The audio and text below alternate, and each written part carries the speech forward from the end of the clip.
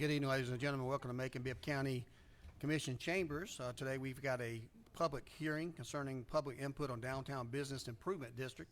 And this time I'll ask Ms. Erin Keller to move forward to the microphone. She's going to do a presentation. I think she has about 6 slides and be willing to answer any questions. And we'll move right into our meeting, pre-commission meeting directly after that.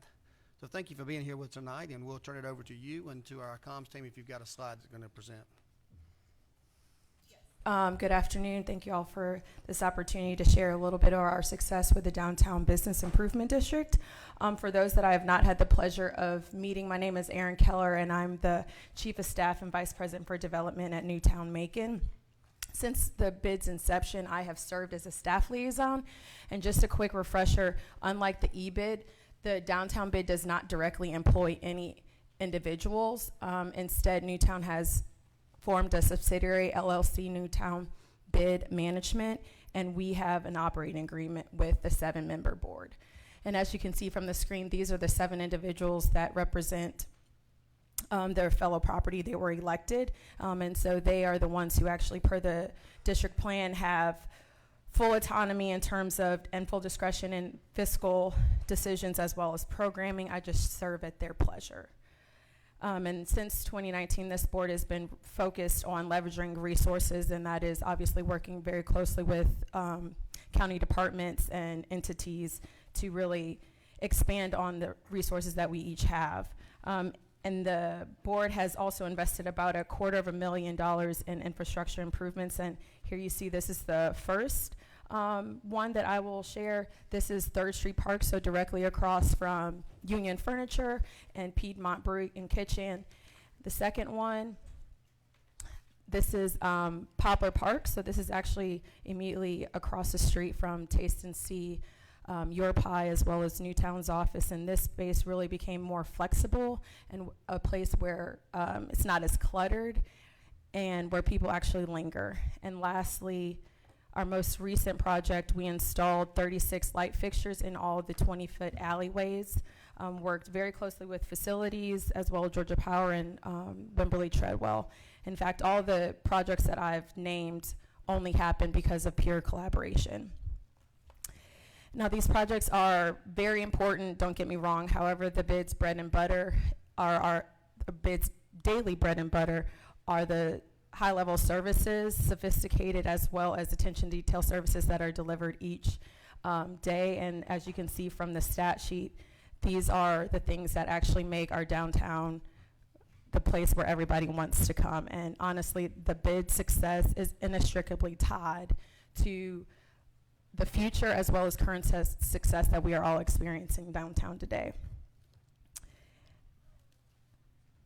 And these are the people that are behind that success. And I think that's also a point to note that we're supplementing the current 2 downtown park and beautification employees with nearly 6 FTEs, full-time employees. And these are the people that you see today. So these services that you saw on the prior slide, these are the individuals that are executing those each and every day.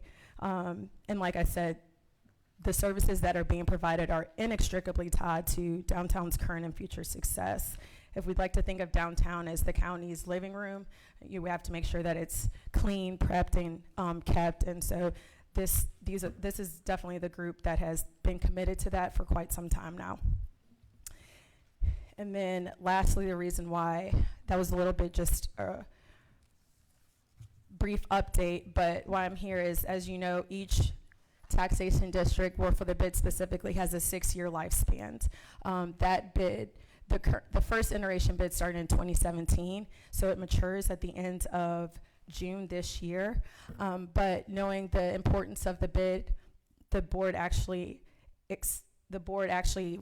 elected to go ahead and start early. So as of September of last year, we had received the monetary value collected votes that needed to reinstate the district for another 6 years. So right now we are looking to you all to adopt the new district. And in addition, what you also have, you have one map that is from 2017 to 2023, which is the first district map. And then the second one is the 2023 to 2029. And we not only renewed the district, but we actually went ahead and expanded the boundaries to the entire CBD. So the entire CBD will now be open to these services. And as development continues to push more west, it would have definitely been a little bit short-sighted of us if we did not go ahead and elect to get the full district. So we've got enough votes to reinstate the district as well as implement the new district boundaries. And that's all that I have. I'm happy to answer any questions. Thank you, Ms. Keller. Just to remind everyone, this downtown property owners voted themselves to pay an additional millage rate Yes, sir. for the improvements that are happening downtown.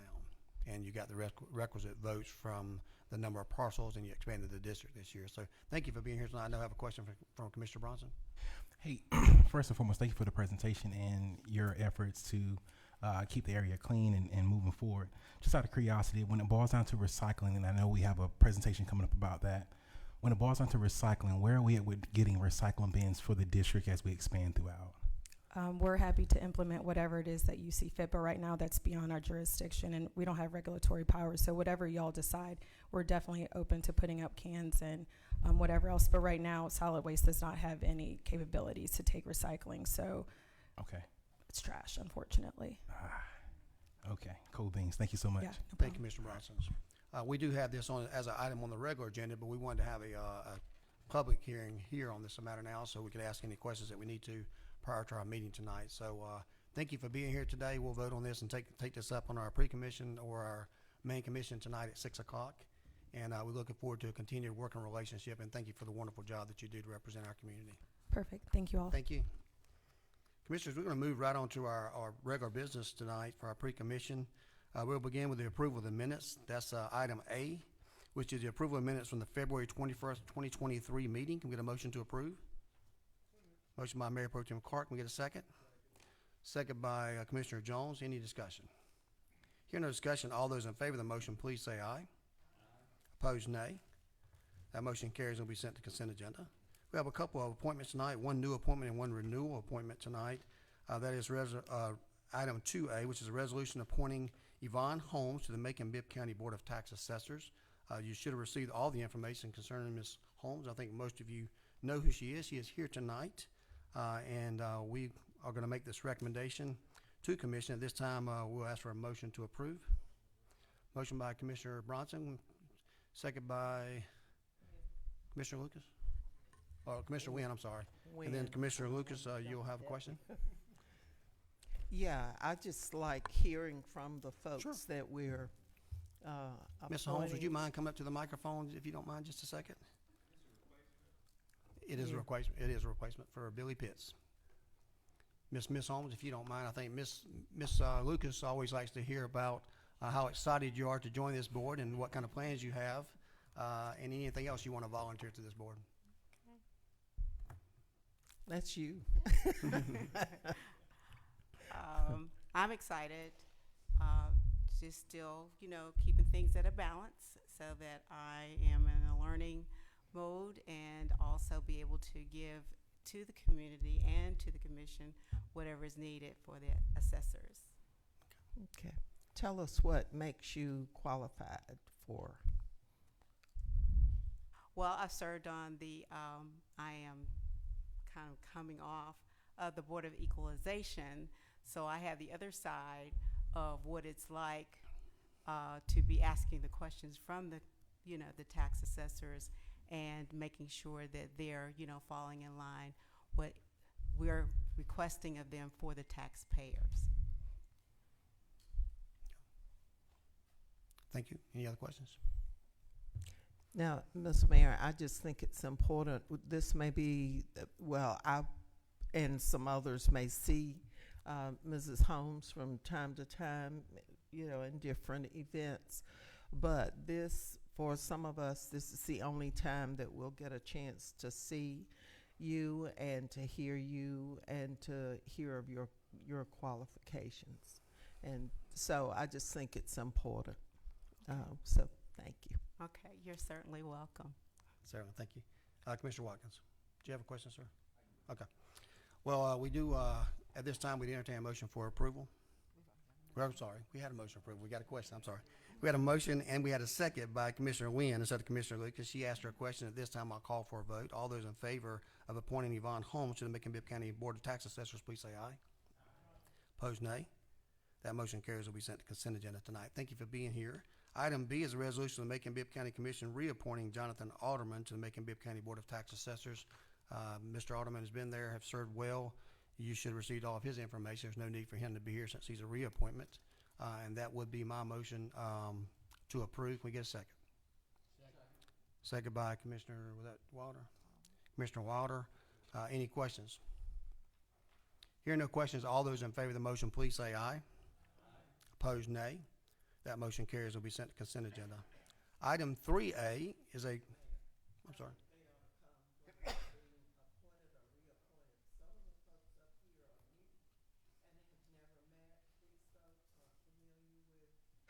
Their prior service, so I think they ought to be asked to come. As I said, this is probably the only time that we'll get a chance to see many of the folks who are being appointed, and then they go off and they do good work. We know that, but I would like for them to, for us to ask that they come, whether they're being appointed the first time or reappointed. Yes, ma'am, I'll take that under advisement. We're going to move on Thank to you. item That- 3. Does that, That means I'll take it under we'll advisement. talk. That's exactly what that means. Uh-huh. Item 3A is a Yeah. resolution to appoint Ms. Laura Hardwick as Director of Procurement. Ms. Hardwick's here tonight? Okay. Now, does any of y'all don't know Ms. Hardwick? The lady on your screen. You should all know her. She's been working with us for quite a while, and we had a position become available that she applies for, and she was vetted out by our committee, and they have made a recommendation that I'm making a recommendation to you tonight for her. I assume that she was already here. I apologize. Okay. There she is. Ms. Hardwick, if you don't mind coming forward, thank you for being here tonight. I was just explaining to the commission that you have been here for a long period of time and have served our community well, and you applied for the job that we have posted on our site like we normally do, and after vetting the process, the committee recommended you as a recommendation of their approval to me, and tonight I am making a recommendation to hire you as our Director of Procurement for Macon-Bibb County. And then Commissioner always likes us to have our folks here, and so we had you here tonight.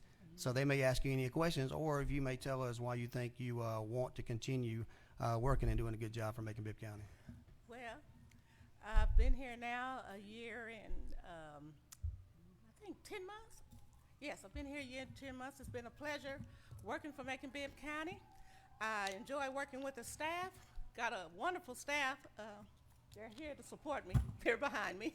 And I just learned so much on a local level versus the state level. But I appreciate everything that I have learned since I've been here. I see what a great asset Macon-Bibb County is to the Macon-Bibb community, and I just want to be a part of it. Okay. Any questions for her before we make the recommendation? Is that hard? All right. At this time, I'd entertain a motion for approval. A motion by Commissioner Howell, second by Commissioner Lucas. Any further discussions? Hearing no discussions, all those in favor of the motion, please say aye. Opposed, nay. That motion carries and will be sent to consent agenda. And I think it says a lot that all of our staff is here willingly tonight in support of her. So thank you for being here tonight, and we look forward to continuing our relationship with you. Thank you. You may be seated now. All right, thank you. All right.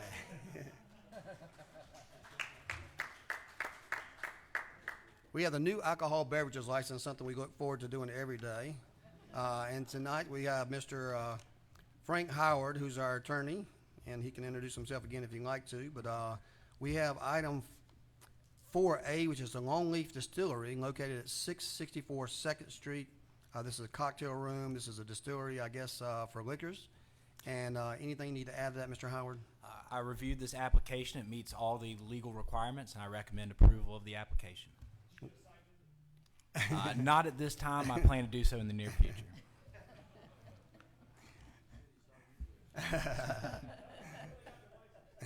At this time, we need a motion for approval. Motion by Mayor Pro Tem Clark. Can we get a second? Second by Commissioner Jones, I think I heard. All those in favor of the motion, please say aye. Opposed, nay. That motion carries, will be sent to consent agenda. Item B is 2840 Riverside LLC, doing business as a Marathon, located at 2840 Riverside Drive. You can see a picture there. Mr. Howard, what can you tell us about that? This license, I reviewed the application, and they meet all the legal requirements. I move for acceptance of their alcohol license application. Okay, I'll make that motion. Can we get a second? Second by Commissioner Jones. Any further questions for Mr. Howard regarding this item? Commissioner Wynn? Picture, but where is it on Riverside? I don't, By King Alfred Drive, 2840 Riverside Drive. Attorney Howard. You're welcome. Commissioner Howell, do you have a question, sir? Yeah, I was just, Ms. Wynn said something about where that was at. It's right across the street from Howell's Exxon. And it's also the first business that service station is the first business I operated out of high school. But I'm no longer associated with it that way, so I won't recruit myself from the, vote. That was 1976, by the way. Well, thanks for telling us your age. So we do have a motion and second. There's no further questions. All those in favor of the motion, please say aye. Opposed, nay. That motion carries. It will be sent to consent agenda. Item C, and I don't want to butcher this name, is Zilliart LLC, DBA's Food Mart, located at 1105 Gray Highway. You can see a picture of that one as well. And what can you tell us about this, Mr. Howard? I reviewed this application. It meets all legal requirements, and I recommend approval of this application. Okay, and this is indeed a food mart, and it also has a gas station. Is that correct? It's called Food Mart, but it's a gas station. That is correct, yes. Okay, want to make sure. At this time, I entertain a motion for approval. A motion by Commissioner Lucas. Do we have a second? Second by Commissioner Jones. Commissioner Bronson, you have a question? I was just gonna ask, how many liquor stores or food areas do we have on Great Highway, out of curiosity? Yeah, we have prepared a map of all these alcohol sales. Of Mr. Lucas has asked for a period of time. You'll have that this week. Okay, Okay. thank you so much. Thank you. Do you take a vote? Okay. All those in favor of the motion, please say aye. Opposed, nay. Okay, that motion carries to be sent to consent agenda. Item D is a Lucky Food Mart located at 3390 LLC DBA Lucky Food Mart located at 3990 Jeffersonville Road. What do you say about that, Mr. Howard? I reviewed this application and recommend approval because they meet all legal requirements. There are multiple Lucky Food Marts. Correct. This one meets all legal requirements to my. At this time, we entertain, I'm sorry, Commissioner Watkins, you got a question, sir? Oh, is the Lucky like a local franchise all owned by the same set of companies or something? Or? The ones I have reviewed have been, at least on paper, different owners or different agents have applied for each one. And just sometimes you just have to remind me, like these are not renewals, but these are new license requests in existing structures. Correct, Commissioner. These are either new businesses or transfers of businesses from one owner to another. And like you say, your review is that the transfer is totally normal. The previous owner isn't in any trouble with the state or any of that type of stuff. It's just an arm's length transaction that's occurring.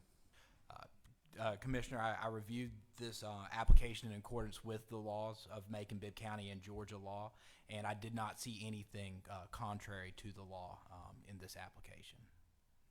It just seems like a strange. We deal with it at a high volume here, and this has always struck me as a strange business maneuver that I can never really. I don't think any of us has ever figured out why these things occur, because it doesn't seem like money gets exchanged, but. I don't know, but anyway, I yield. Thank you. At this time, I'd make a motion for approval. Can we get a second? Second by Commissioner Jones. Any further discussion? Hearing no discussion, all those in favor of the motion, please say aye. Opposed, nay. That motion carries, will be sent to consent agenda. Item 5A, and I've neglected to tell the commissioners, we do have a need to go into executive session for the pre-commission, so we'll do that tonight. But item 5A is an ordinance of the Macon-Bibb County Commission to authorize the appropriation of up to $3,582,130 from the 2018 SPOS proceeds for closure of the Walker Road landfill and continue improvement to the Lake Tobosoffke recreational area. My understanding is this amount of money has already been appropriated, but we're moving that forward. I mean, we're moving this forward on the timeline and appropriating this money for the lake, as well as some money that was not appropriated as of yet to the landfill, which we'll be discussing at the next item. Anyone need any further explanation on this particular item 5A? Yes, ma'am. Mr. Lucas. At some point, I know we're gonna get a follow-up report as to where we are. He's here tonight. We're Because going I to do that know next. there were a lot of, Yeah. I know we're probably not gonna do it. We're going to do it next as soon as we get through this item. I got Okay, that's Mr. fine. Hostetler I'd up there. just like to know where we are Yeah. in that process. Yeah, we'll do that. Commissioner Watkins? I would like more information. Okay. Ms. Moore, Dr. Moffitt want to tell us more information on this particular item. I know Mr. Hofstadter will be testifying, giving information. Just Yeah, so this item, as you said, is moving money up on the timeline for the two categories for work to be done at Lake Tobosoffke and for work to start the process of closure. So again, per your requirements, and we set the timeline, we are moving money up to go ahead and do these items And help me out, where we're moving it up from what? from some subsequent or future years. So moving money up.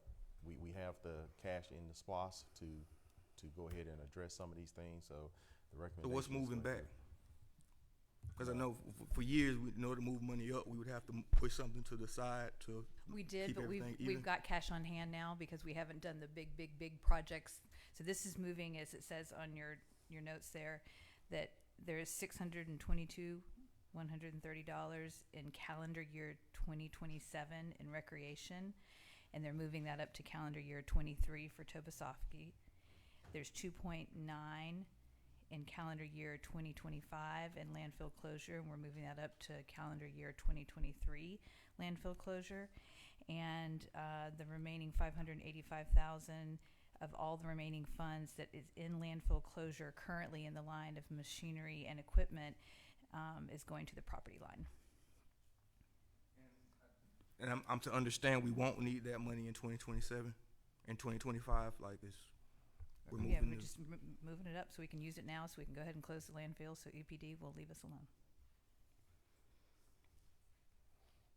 Okay. You are you correct. We do not need to move any money back. We have cash on hand because we've not completed some of the other projects.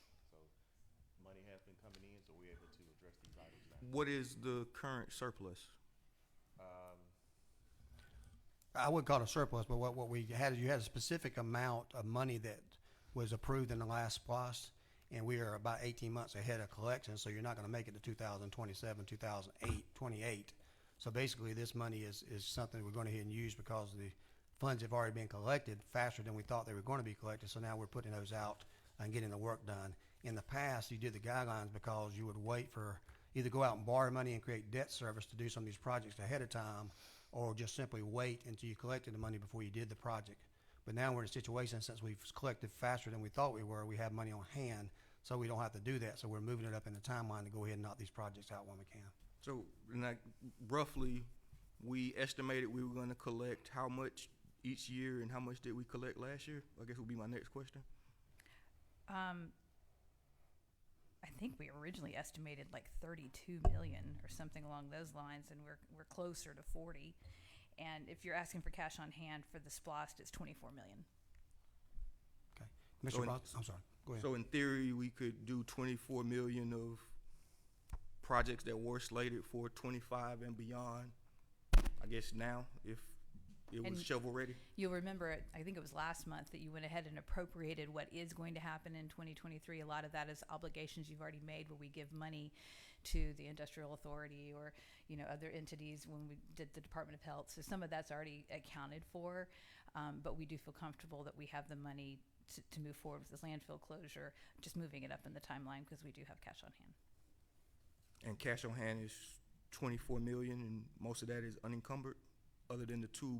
If we pass this today, some of that'll be encumbered. But It's Some not of it still is. unencumbered. Some It's not of it is. unencumbered? If you did the long-term agreements with Department of Health and River Edge, and some things that we pay them just annually. All of that is already encumbered. Do we have a number of what's unencumbered today? For you, but I certainly didn't come tonight with that, but I could get it. Commissioner Bronson? Hey, thank you for that. So I know that the 2018 was well before us on this end. So in regards to the funds that we currently have and we're working with now, are we able to utilize some of those funds in regards to signage, right, for illegal dumping sites, i.e.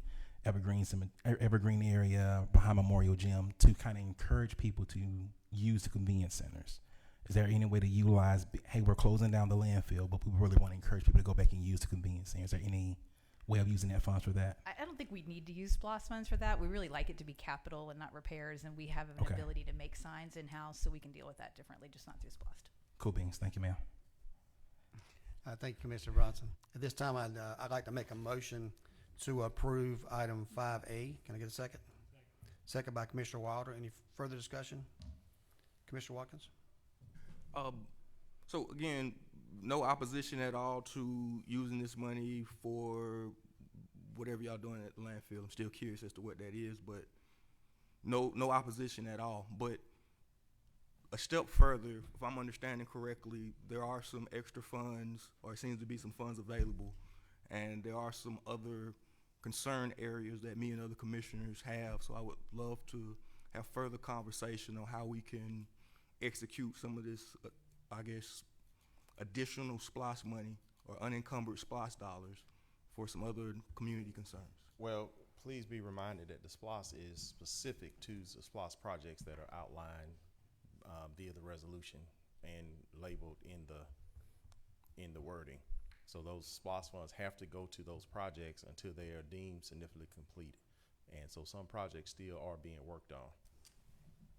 Yeah, to further clarify Dr. Moffitt's point, and Commissioner Watkins, you are correct. There are going to be some amount of monies that are not spoken for specifically that was in the SPLOST.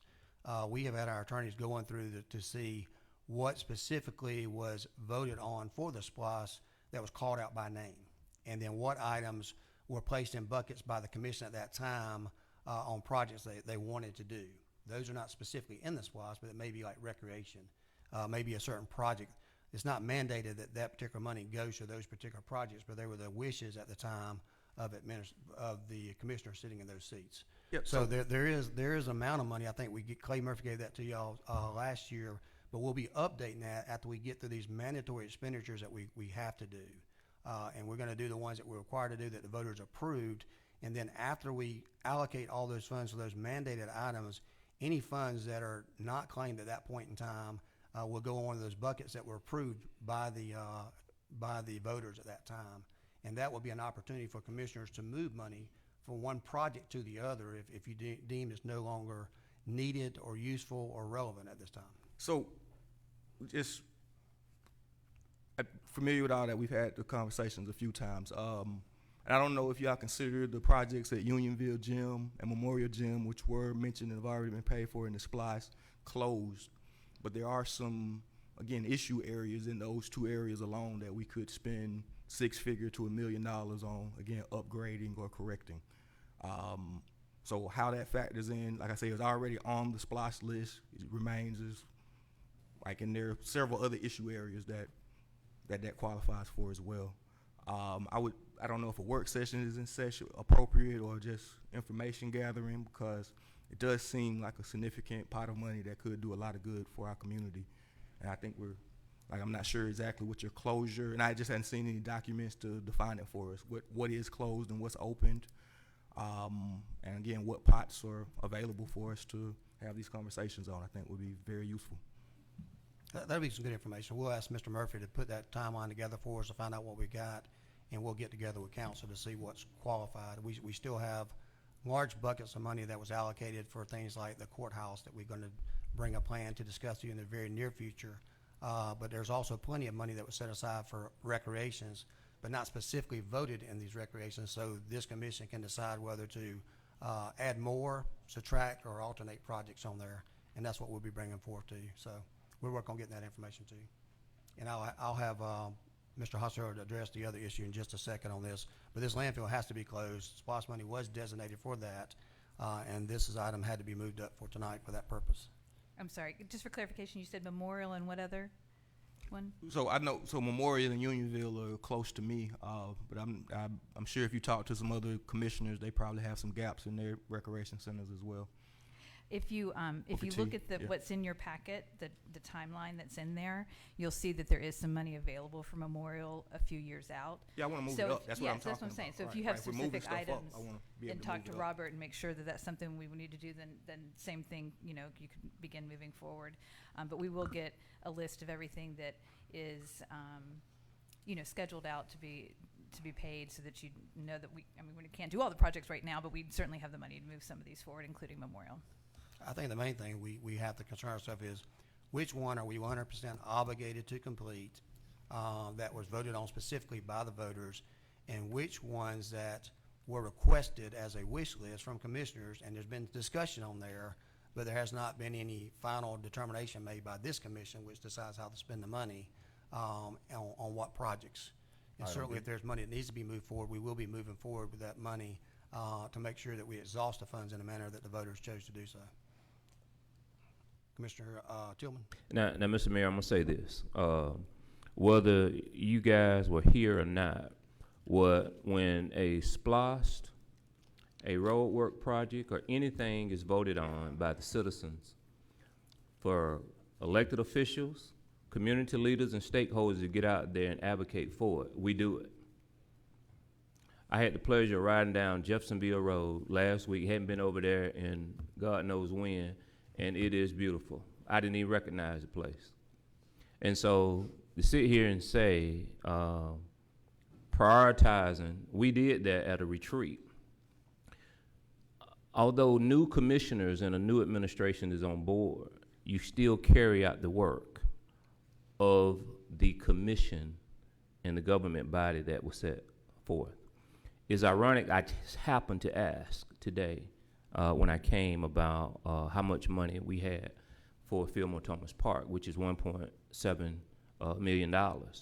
And so whether it's a wish list or what have you, we had over 28 meetings in that community, and that is the money that's set aside. So some people see recreation as a priority, some people see public safety as a priority, but the voters see it all as a priority. And so in 2023, our records show that Fillmore Thomas Park is up for their $1.7 million this year in 2023. So I don't know how we deem what projects are more important than others, but what we have is we have Clay Murphy that's in charge, and he has done a great job, in my estimation, my opinion, over the years, and so we have to loop them all together.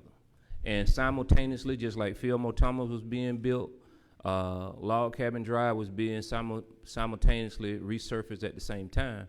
And so it's about bidding and putting out engineering and so forth. And as a matter of fact, I think it's 2.7. Is it 2.7 for Fillmore or 1.7? 2.7 million dollars. And so so we listen.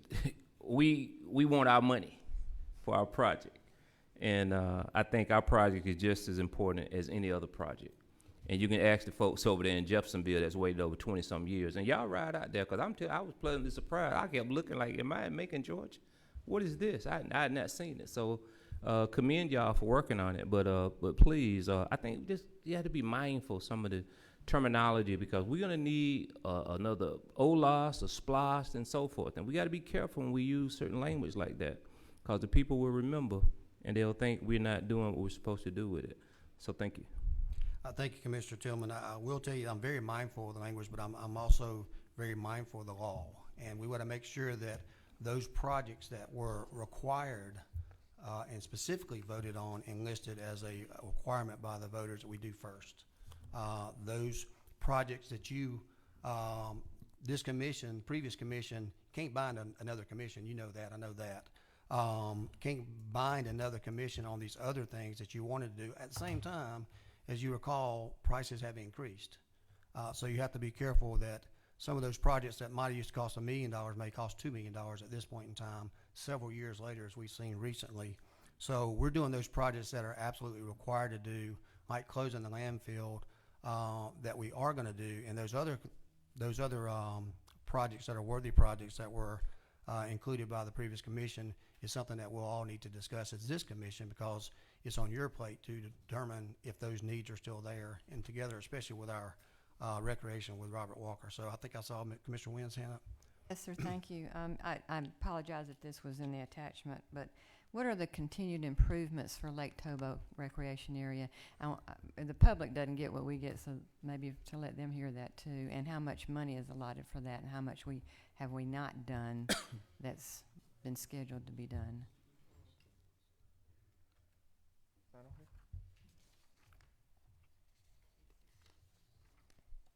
Page 6.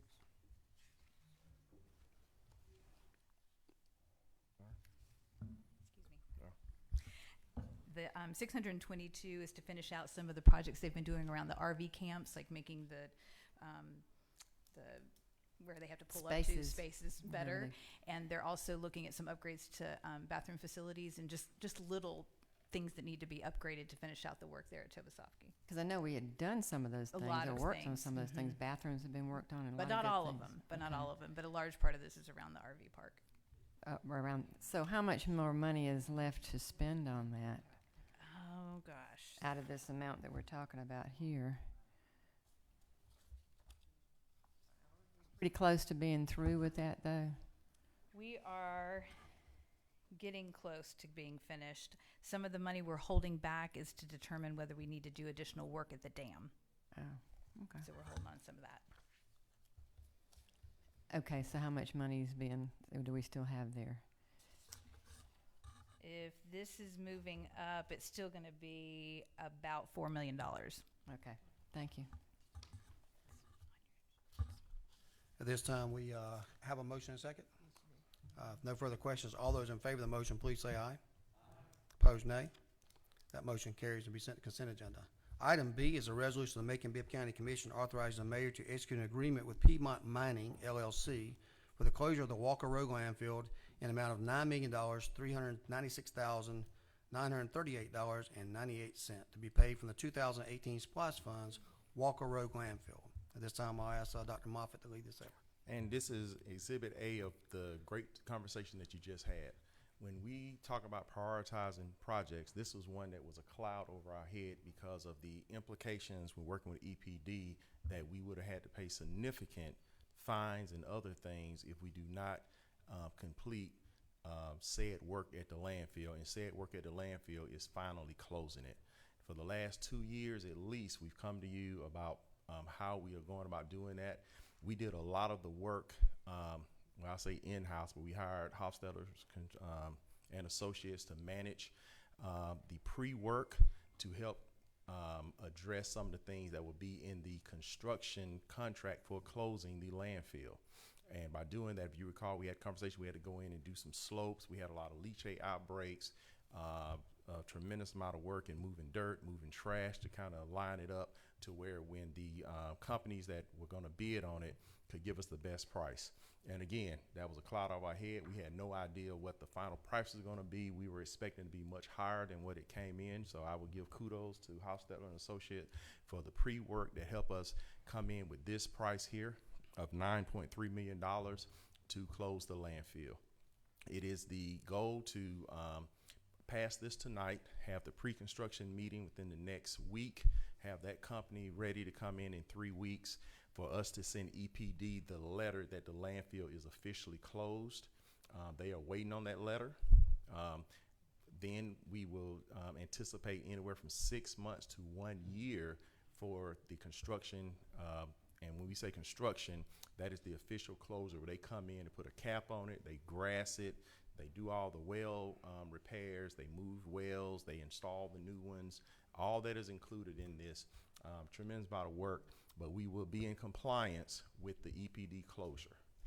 And for those of you that have been in this community know that we've been talking about closing this landfill for 30 years. So we are finally there tonight with the approval of this contract. And if you have Mr. Hotzo come forward as well. kind of give information about what is happening and the whole process we have from an expert's point of view. As I recall, when we had this conversation over a year ago, preliminary reports indicated that we're looking around 17 to 18 million dollars that we'll be spending on that. At one point in time, we bought or rented some equipment, and we hired other folks to come out there together with our folks out there to start the process. So if you'll just explain a little bit more about that and the importance of closing this out. Thank you, Mayor. Mayor has been very explicit for me to be brief and to not go into much detail engineering, so I'm going to try to do that. And he is right. As you recall, about a year ago, we started prepping the landfill. We hired Roper and Associates or environmental to get the slopes to 3 to 1. And long story short, they were 2 to 1. They were too steep. We had to move the trash, had to make it 3 to 1, and that way the contractors that move dirt aren't interested in moving trash. All they want to do is move dirt. So we did almost all of it. I think there's a couple of 4 or 5 acres that they'll have to move trash, but they understand that. And so we bid this approximately 2 weeks ago, I guess. And the bids came in at $9.3 million. Piedmont Mining was number 1, Peed Brother was 2, and Sellers was number 3. Okay, so, and the process we're going to move forward right now, as soon as you approve this and you award this contract, they're ready to go. We're going to send them the contracts. They will sign them. They will send to y'all so your attorney can approve them. When we do that, we're going to have a pre-construction conference, and then we're going to officially close the landfill. Okay, when I say close the landfill, that means no more trash, nothing. Not a Coca-Cola can or a gum wrapper. It's done, okay? Now that, as far as EPD is concerned, that landfill is closed, but they don't accept it until we officially put the cap on it, which is 18 inches of 10 to the minus dirt. I'm going to be fast, Mayor. I'm going to be fast. 6 inches of friable topsoil, and so we'll have grass, and we'll be ready to roll. Soon as that happens, we'll redo the methane. Cherokee, I don't think wants the methane anymore. We'll have to put a flare out there. That's fine. That'll meet EPD specs. And then, okay, February 20th. All right, February 20th. At that point in time, EPD will approve it. Then you have to maintain it for 30 years. Okay, that means you got to cut the grass. You'll have leachate outbreaks, some, and you have to keep the pumps out there to pump down the lakes, and so you can get to the monitoring wells. At that point in time, ladies and gentlemen, believe it or not, you will have an officially closed landfill. Mr. Mayor, what I was just asking him to say was, we met with EPD on February 20th, and we had to explain all this in great detail. They did not give us a re-inspection. I think our last grade was a 95. Right. And so we were trying to keep that grade up, but had they graded us at back then, we probably would have failed, because we have things that need to be done now that will be addressed in the closure. Thank you. Commissioner Tillman, you had a question, sir? Yes, sir. Just wanted to make a comment. Maybe he was telling you to be brief, because over my last 10 years, and I'm not saying anything derogatory to my colleague to the right of me, but every commissioner supported closing the landfill, probably except one. And so, so I think we've been consistent with knowing that you have to close the landfill in that project. Although it's been a priority, how long we've been trying to close it, Dr. Moffitt? 30 years. 30 years. And so, so you talk about priorities.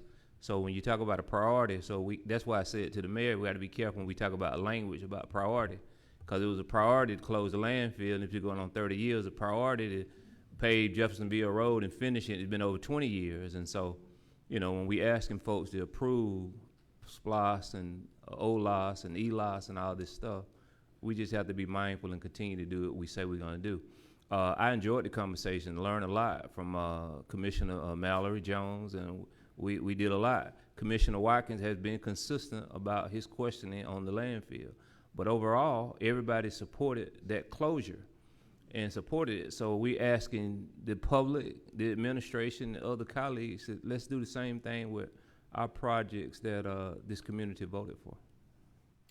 Thank you, Commissioner Tillman. I'm just happy to be a part of cleaning up all the stuff that y'all were going to do back in the day. So I had to add that in there. Commissioner Howell, how about you, sir? Will you remind, I guess me again, you said it's 18 inches of dirt and 6 inches of topsoil That's 2 feet, yeah, on the, oh. on the whole thing. On the 18 inches to cover the landfill, how many cubic yards is that? That's Or- going, the total amount is gonna be about 400,000 cubic yards. It's about a third. Now, he asked me this, Mayor, okay? I ain't said a word. A third of it is gonna be the bridge layer, cause it's all uneven. So you gotta bridge it out to make it even 3-to-1. All right, then you gotta put, after you do that, that's gonna be about 150,000 cubic yards. Then you're gonna put the 18 inches of tendon minus clay on it. That's gonna be around 200, and then you're gonna put 6 inches of topsoil on top. So altogether, it's around 400,000 cubic yards. And if you It's a put lot. 20 yards on a dump truck, that'd be a whole lot of dump trucks. That's a lot of shaking going on. And I just wanted to point that out, that's, you know, they're not gonna put that much dirt in there in a week. It's No, gonna take a minute. It's gonna take a year, and we have verbal permission from EPD to do that. Okay, Commissioner Howell. Commissioner Watkins? Yeah, so I know originally from the splash we'd allocated 18 million. 17 and change. Yeah.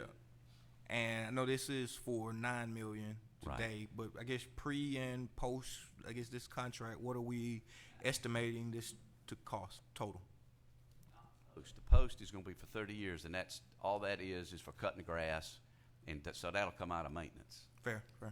So But roughly, if my memory serves me right, we have about 11.5 left in that account because we've been operating the landfill for closure up until this point. And so now that will, the 9.3, but we do anticipate that they're gonna find some other issues in there. So hopefully it won't be too much more over that. But we think we're well within budget to close this landfill with what we have remaining. I heard you right. We started with 17. We have remaining 11. Yes, And the 9 today is coming from that 11. correct. Leaving us with about 2 million But and change, and that possibly could be Right. overages or unforeseen stuff. correct. Okay. Thank you, Commissioner. Okay. At this time, we need a motion for approval. Motion by Commissioner Wynn. Can we get a second? Second by Commissioner Jones. No discussion. All those in favor of the motion, please say aye. Opposed, nay. Thank you. That motion carries and will be sent to consent agenda. Item C is a resolution to approve the 38th Amendment. Thank you, sir. Quit billing us right now. 38th Amendment to the 2018 SPLOST project timeline and budget as presented by the SPLOST project manager. Everyone's had an opportunity to review that. That's my motion. Can I get a second? Second by Commissioner Jones. Any discussion? Hearing no discussion, all those in favor of the motion, please say aye. Opposed, nay. That motion carries to be sent to consent agenda. Item D is a resolution of the Macon-Bibb County Commission authorizing the mayor to approve a professional services agreement with Safe Built Georgia LLC to provide for additional fire plan review and inspection services and adopting an update fee schedule to be paid from the Business Development Service Budget Contract and Labor. I think okay. I saw the chief here earlier. I'm not sure if he's still here. But, Yes, Chief okay. is still here. There he is. As we continue to perfect our inspection process, one item that we feel like we can do better is our timeliness in our fire review and fire inspections. One thing, when we first started this contract, the agreement was that Safe Built would lead this effort and our fire department would come up to speed in taking this over. That has not been the case in the 3 years. And so Chief Edwards is suggesting that Safe Built just provide this service for us, have someone here full time to do the fire plan review, because sometimes people come in, it's very quick. They can do it over 15 minutes or something, or a day, in lieu of the current process where we send it off to Safe Built and they return it to us within 10 days. So this would give us a chance. Plus on the fire inspection piece, the fire personnel can go back to doing their annual inspection. They have to go into the businesses twice a year. This frees them up from doing that by having this dedicated fire person here. It'll be covered in the contract. If you recall, we have a 60-40 split with Safe Built. So the services for this will come out of the proceeds that we already collect from Safe Built. So. Thank you, Dr. Moffat. We also have the chief here as well as Safe Built represented here tonight in case there's any questions. Commissioner Watkins? I got a little distracted, but the 60. Tell me about the money again. How much do we pay Safe Built now? If you recall, Safe Built collects all the money for us, submitted to Macon-Bibb, and then we pay them the 60% for their services. So out of our 40%, remember this is a net profit enterprise. Assume I don't remember. Okay. Yeah. If you recall, the contract says that we have a 60-40 split with Safe Built. Safe Built does the work. People pay us. Macon-Bibb collects the money. Depending on the amount of work, we pay Safe Built 60% of the work that was done. So the 40% that we collect, we use to continue to fund our internal services such as rent, the code enforcement piece, because remember, you can't profit off the inspections piece of this. So the proposal is to add more work to Safe Built, and so they'll just bill us that out of our 40%. And so we won't even see, we won't recognize it as a loss. So at the beginning of the day, before the meeting started, we had a 60-40 split. Correct. If we pass what you're saying today, that changes to a what? No, it's still a 60-40 split. They would just bill us in part of that. So remember, revenue minus expenses. So the expense would be included. This full-time person will be included in the expenses. I don't know why that. So they'll have, right now they don't do firework, and No, they'll do firework. Right now they do it, but we don't compensate them for it. They do it for free now. Basically, yes. Oh, that was nice of them. Well, yes, it was, but we did agree at some point to take it over full time, and we just have not had the manpower. And You don't want to string them along a little while longer? Chief, answer that. So let me say this. One of the challenges I had when y'all appointed me as fire chief is to come in and work with our contractors here in Macon-Bibb County to assist them with getting their businesses constructed, getting the fire plans reviews done in a timely manner. And that is something we've worked very closely with Safe Built over the last 3 years, 2 years under my term, to streamline that and make that more efficient and effective for our community and our contractors. So Dr. Moffat came to me a couple of months ago. We still have complaints from our contractors about getting fire plans reviewed in time, getting inspections and done taken care of in time. One of the ways that we can fix this is by putting a full-time fire plans review person in place here in Macon-Bibb County that's here 5 days a week, Monday through Friday, 8:30 to 5:30, in an office where when we have a plan come up, we can go straight to that person, address that issue right then, and hopefully resolve it. So this is going to speed the process up, and trust me, it's been an ongoing problem. As you talk to our contractors, they're always saying there's been inconsistencies between different agencies and things like this. This is going to clean that up. And that's what we want to do, is make it more efficient and effective for our community and for our contractors here in Bibb County. So I've been working with Safe Built. Daniel Brown and I have been communicating daily since we started talking about this project, wanting to figure out a way to make it work. He's in support of it. His team's in support of it. They're willing to go out and go ahead and put the application process out to go ahead and get somebody to apply for it, get that person in a position where we can go ahead and fix this, what I say is a small problem, but move forward in the community.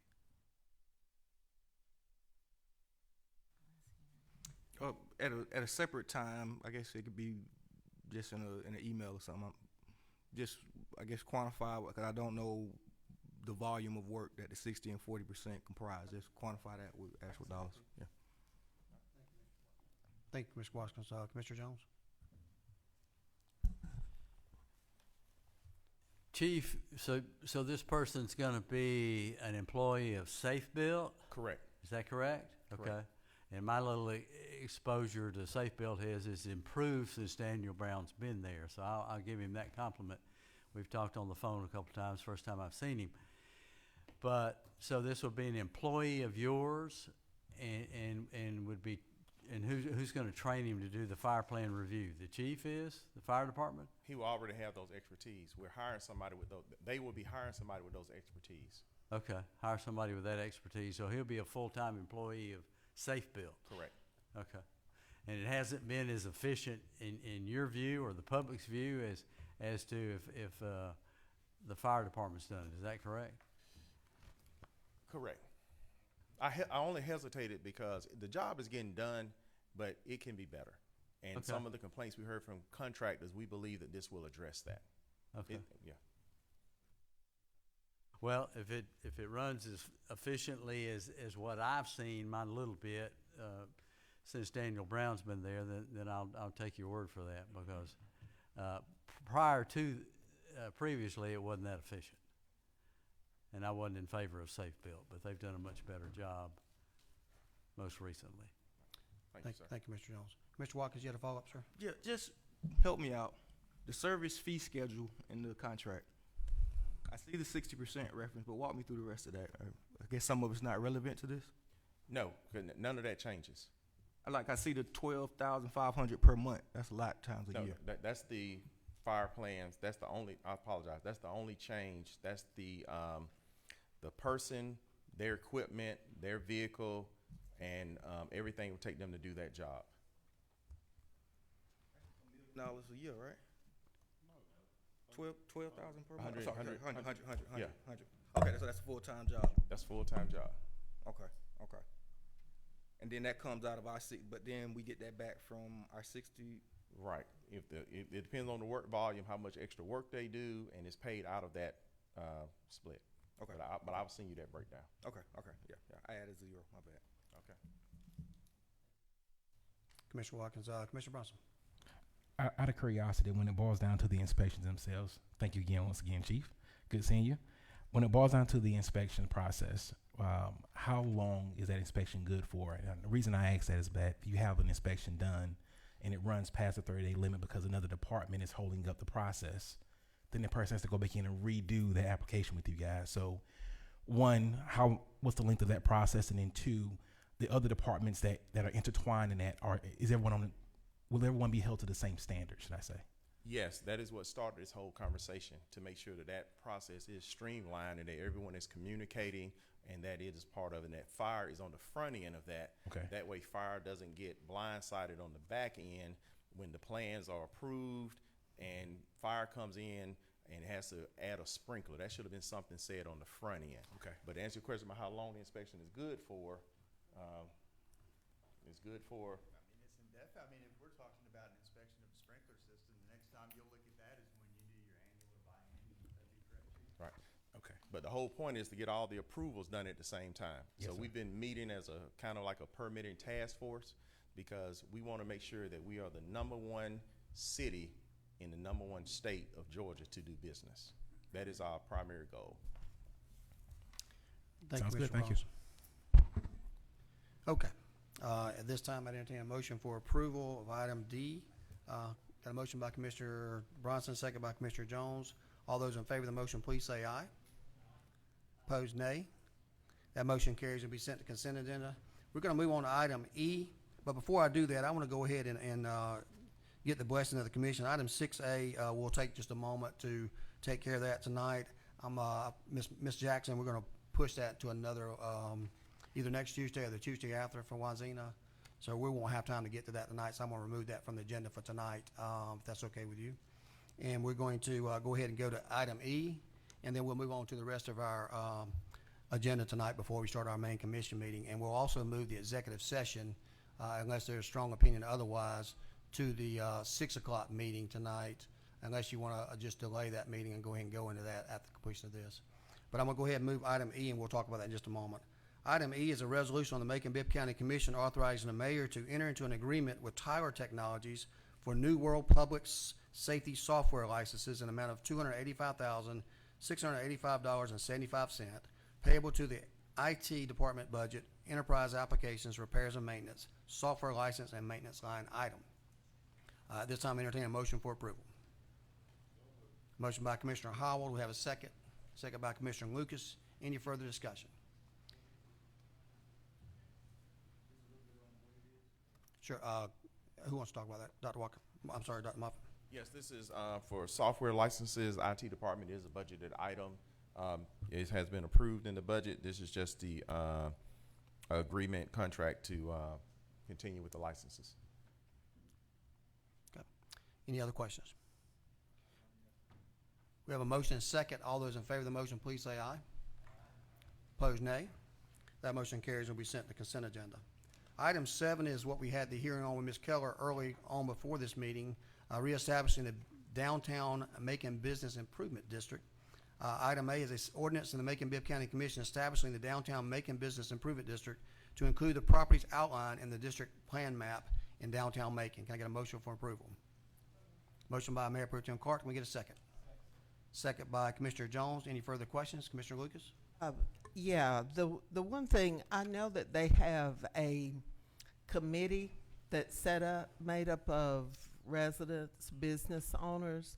I'd be interested to get a copy of their minutes when they meet and make decisions that have to do with downtown, because I know that they can vote on different kinds of things that you might not have in the remaining part of Macon-Bibb. So just a copy of the minutes, I think, would be helpful, just to let us know what things they're thinking about, they're considering, and what items they voted on that are changes that can be made without our ever knowing about it.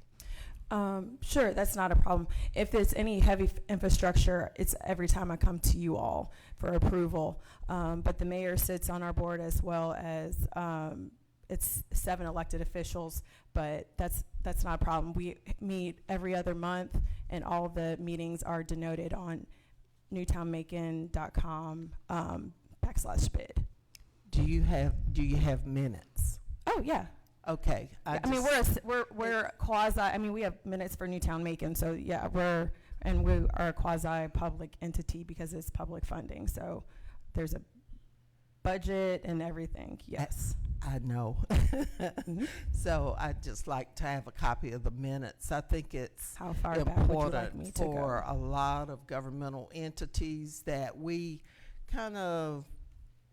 we do support the efforts, and so I think it would be good for us to. How far would you like me to go back? Just start now with the minutes going forward. That's what I.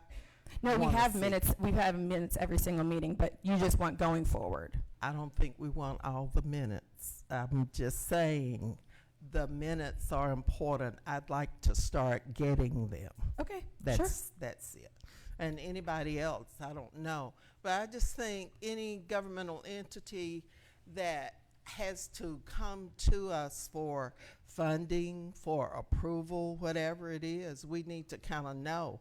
It's like that situation where the folks who do timber cuts now don't have to go before planning and zoning. They just do it, and all of a sudden we've got this timber cut, and all of the neighbors are calling, and we don't know. So we're talking about just information. We need to know everything that we can in order to be able to respond. So thank you for all that y'all are doing to support the downtown business district, and it does look good. Thank you. Commissioner Wynn? Brief question. I saw you said you had a 7 member board. 2 ex officio. One is always the mayor of Macon-Bibb County, and the other, or his or her appointee. The other one is always the Newtown board chair, he or her, or their appointee, and then 5 elected property owners. Just for my clarification, I think I saw Wes Griffith's name on there twice. It should be Tom White, Wes Griffith, Quinn Ross, Brian Nichols, and Gene Bragg. Because when you've had that first list, there it is right there. See, It's -1, yeah, but it's Gene Bragg. Wes Griffith's name's on there twice. Well, he's only one person, so obviously that's my bad. Thank you for pointing out. That's a typo, but it's Gene Bragg. Okay. So that's still 7 people with Wes being on there once. And Gene Bragg, Quinn Ross. Well, she was on that list. Quinn Ross, Brian Nichols. Remember what was on there. Brian Nichols, the Christmas tree guy. Just as long as you have the number that you say. It's 7. Okay. Thank you. And those members are selected by the folks that own properties that voted on them to represent them in that bid. That's correct. Mm-hmm. Yes. Okay, thank you for that. Thanks. Okay, at this time, I do believe we have a motion and a second. Yes, all right. If there's no further questions, all those in favor of the motion, please say aye. Opposed, nay. That motion carries, will be sent to consent agenda. We're going to add the Women's History Month to new business tonight, if that's okay with the ladies on this board. We won't ask the gentlemen, but the ladies, if that's okay with y'all, we'll add that to the meeting tonight at 6 o'clock. And once again, the executive session, we can go in there now, or we can wait to our main commission meeting. What's the pleasure of the board? Wait? Yeah, we'll wait to go to the executive session on that. So therefore, that's going to conclude our meeting. At this time, I'm going to adjourn this meeting, and I'll ask the commissioners, excuse me, I'm sorry.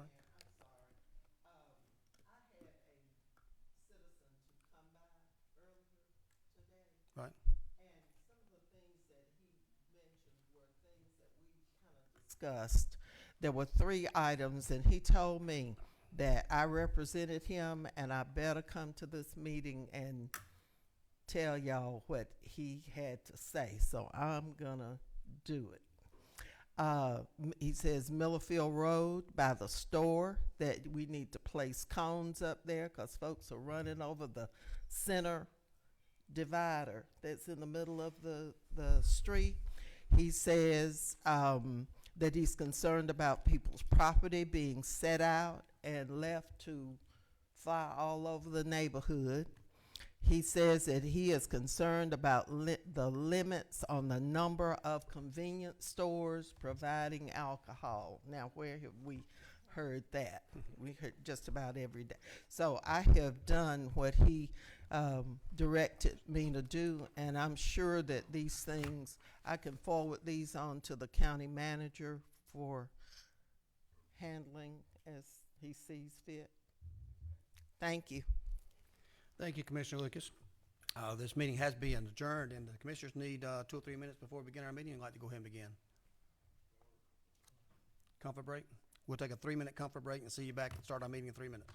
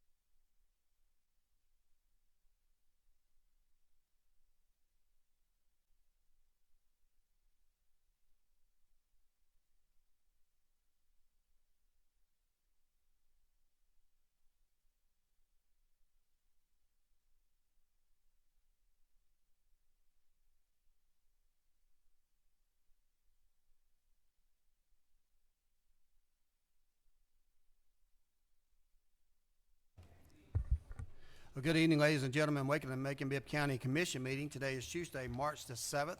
We do apologize for the late start, but the time is approximately 6:17. And I'd like to officially welcome everyone here and call this meeting to order.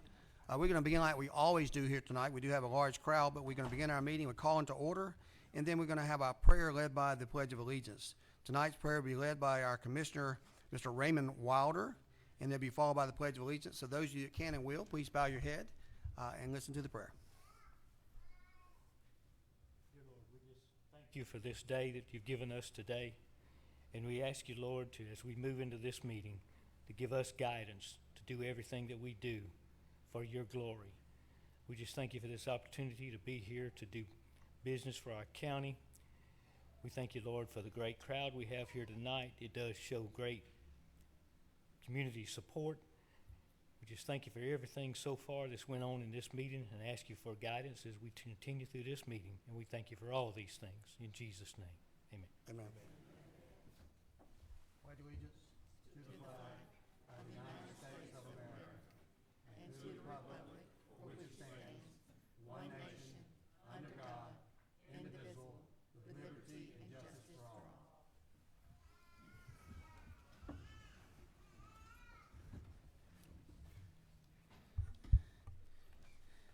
We had our pre-commission just a while ago, and some of those items will be on the consent agenda tonight. But we also have some presentations tonight and some new items on the agenda, as well as I think that we have a few people that are on non-agenda items that would like to speak, and we'll talk about that toward the end of our meeting. This time, I'm not aware of any announcements to make, but we do have some presentations, and I understand that we have a great group of people here tonight. I see a lot of my friends from the Central Chargers here tonight, and they're all smiling and very happy. So at this time, I'm going to ask Mayor Pro Tem and whoever that may would give us a little bit of information about all the excitement tonight and what's going on.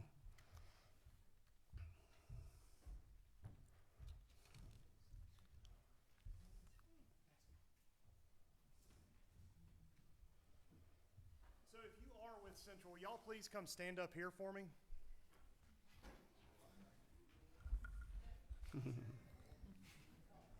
You get to stand up here vicariously.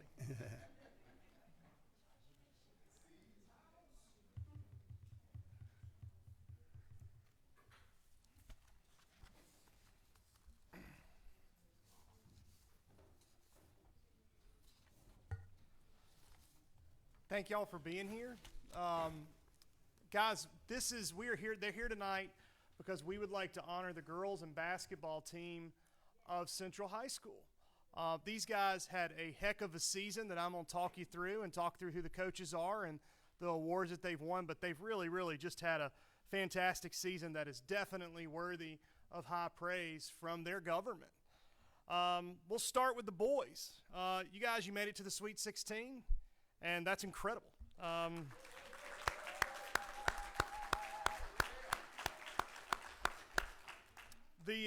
The boys team is headed up by head coach Andre Taylor and assistant coach Derek Evans. So thank y'all.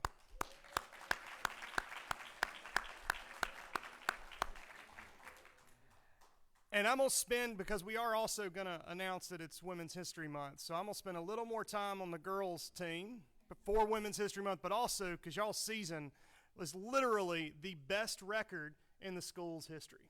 So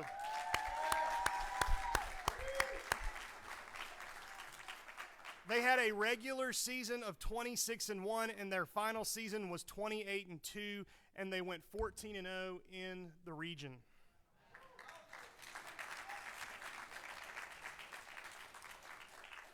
The team is the second and is number 2 in the entire state. They also are, the awards that they've received this year, they got the 2A Coach of the Year with Miss Tamara Williams. She was supported by Jarfaith Jones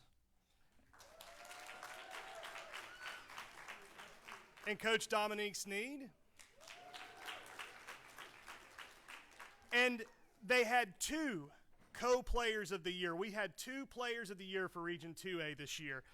Aliyah Grain and Talia Greer. Guys, all of y'all have made Macon as proud as we possibly can be.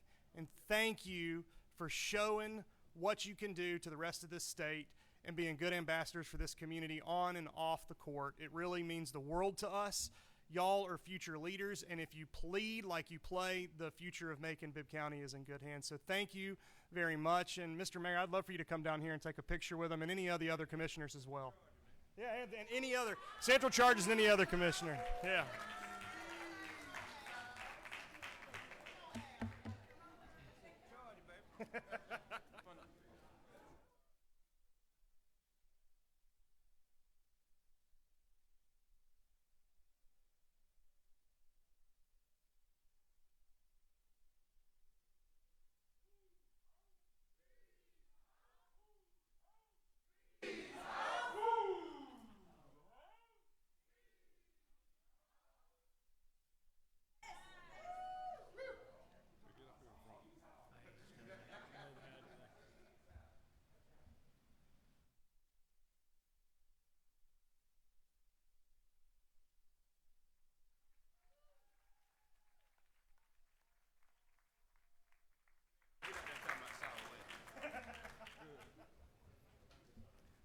Mr. Mayor, don't get up there talking about Southwest tonight, yeah.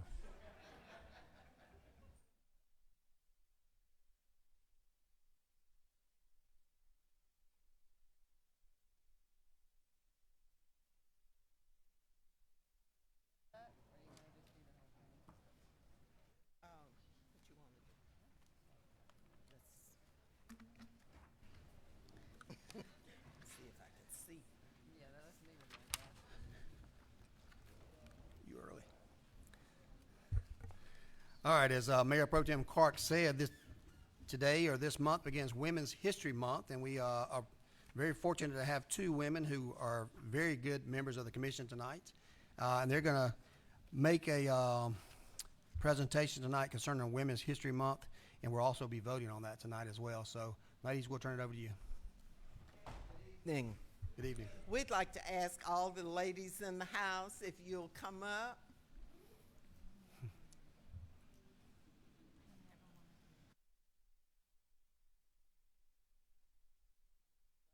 And in the middle.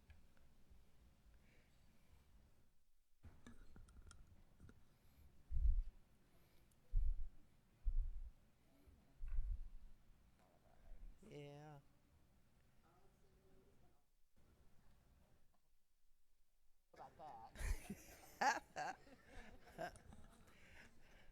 We all know that if the lady in the house is happy, then it's usually everything else is usually happy too. It is our pleasure as the two female county commissioners to read and pay tribute to the ladies during Women's History Month.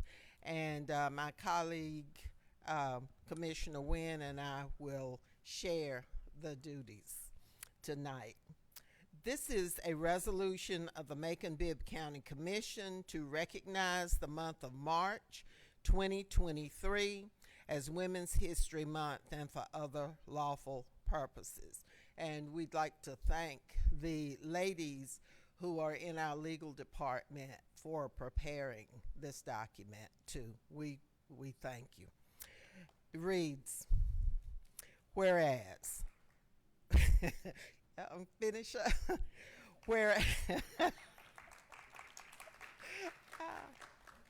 Whereas Women's History Month recognizes and spreads awareness of the importance of women in the history of the United States, the state of Georgia, and Macon-Bibb County. We're going to do every paragraph like this.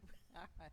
I think this is going to be taking a while to do every other paragraph, but I'll just go ahead. Whereas throughout the history of the United States, whether in the home, their workplace, school, the courts, or in wartime, women have fought for themselves, their families, and all people of the United States, the state of Georgia, and Macon-Bibb County. I'm going to go ahead. And whereas American women have always been particularly important in the establishment of early charitable, philanthropic, and cultural institutions in the United States, the state of Georgia, and Macon-Bibb County. And whereas American women of every race, class, and ethnic background have made historic contributions to the growth and strength of the United States, the state of Georgia, and Macon-Bibb County in countless recorded and unrecorded ways.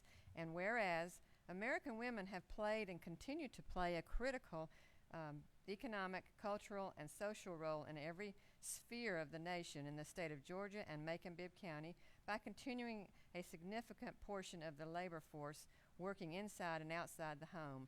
And whereas American women have played a unique role throughout the history of the nation, state of Georgia, and Macon-Bibb County by providing the majority of the volunteer labor force. And I'll let you go ahead there, Commissioner Lucas. Whereas American women were particularly important in the establishment of early charitable, philanthropic, and cultural institutions of our nation, state of Georgia, and Macon-Bibb County. And whereas American women of every race, class, and ethnic background served as early leaders in the early forefront of every major progressive change movement, not only in securing their own rights of suffrage and equal opportunity, but also in the abolitionist movement, the emancipation movement, the industrial labor movement, the civil rights movement, and in other movements, especially the peace movement, which created a more just and fair society for all. Now, therefore, be it resolved by the Macon-Bibb County Commission, and it is hereby so resolved by the authority of the same, that the Macon-Bibb County Commission recognizes the month of March 2023 as Women's History Month, and we urge that all citizens of Macon-Bibb County be mindful of and celebrate the contributions of American women throughout the year. We're going to ask Mayor Miller if you would come and join the ladies.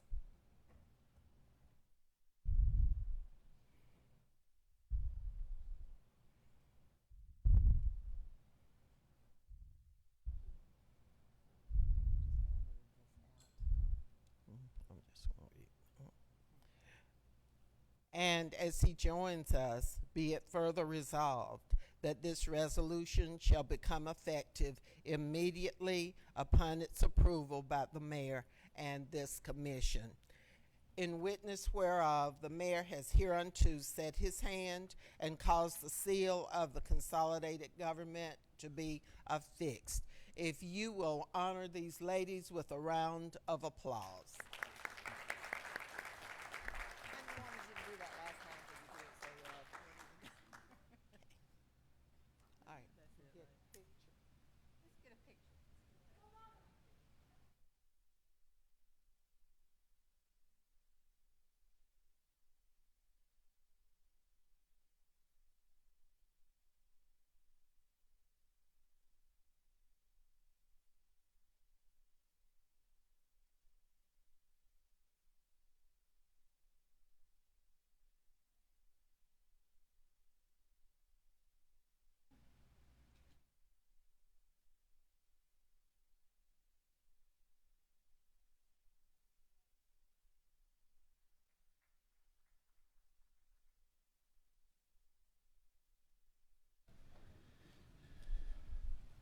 Well, thank you, Commissioner Lucas and Commissioner Wynn. We're going to move on with our meeting. The next item on the agenda is item 6A, the approval of the minutes from the February 21st, 2023 regular meeting. Can I get a motion to approve? Motion by Mayor Pro Tem Clark. Can we get a second? Second by Commissioner Jones. All those in favor of the motion, please say aye. Opposed, nay.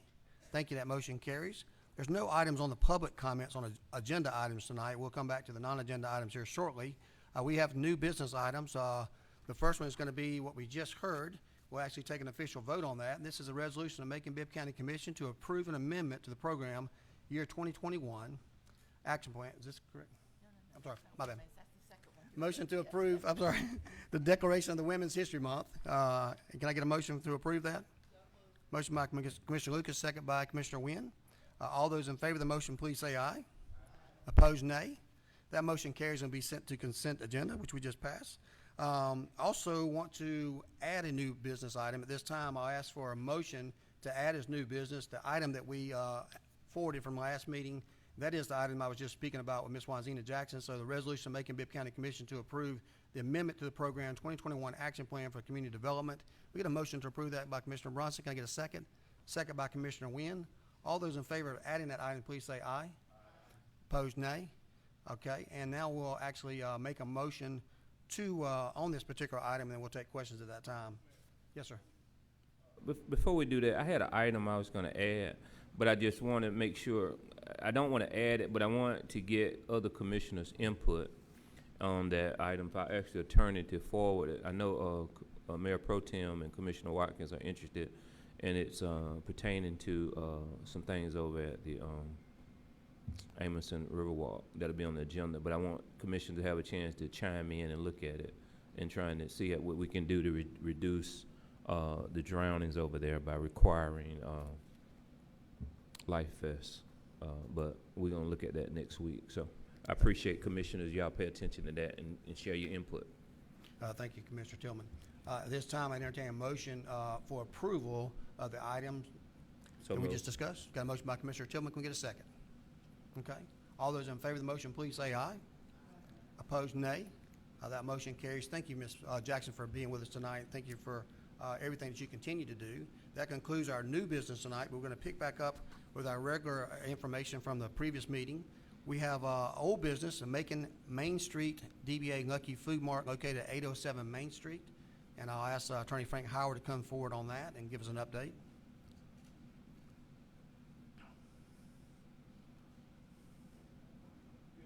Again, to remind you all voted to recommend denial of this license on February 7th, 2023. This is the alcohol license for Macon Main Street, doing business as Lucky Food Mart at 807 Main Street, separate from the one we discussed during the committee of the whole meeting about an hour ago. And this alcohol license, you recommended denial because according to the documents in the application, the license was transferred in September 2021, and there was no new business or alcohol license applied for within 3 or 10 days of that transfer in September 2021. That's ground for denial of the license. You all voted to deny that license, recommend denial at that time. And I recommend that you vote to deny the license today. Thank you, Attorney Howard. Commissioners, you heard that. Mayor Pro Tem Cart, you have a question? Okay, got a motion by Mayor Pro Tem Cart for the denial to approve. Can I get a second? Second by Commissioner Bronson. Any questions from commissioners? Hearing no questions, all those in favor of the motion, please say aye. Opposed, nay. That motion carries. Thank you very much, Mr. Howard. At this time, we'll move on to the consent agenda. The consent agenda, item 10A through N. That includes item M that we just voted on for Women's History Month. This time, I entertain a motion to approve the consent agenda as published and as earlier discussed. A motion by Commissioner Howell, second by Commissioner Jones. Any further discussion? Hearing no further discussion, all those in favor of the motion, please say aye. Opposed, nay. That motion carries. Thank you very much. We do have public comments on non-agenda items at this time, and we do have a need to go into executive session right after that.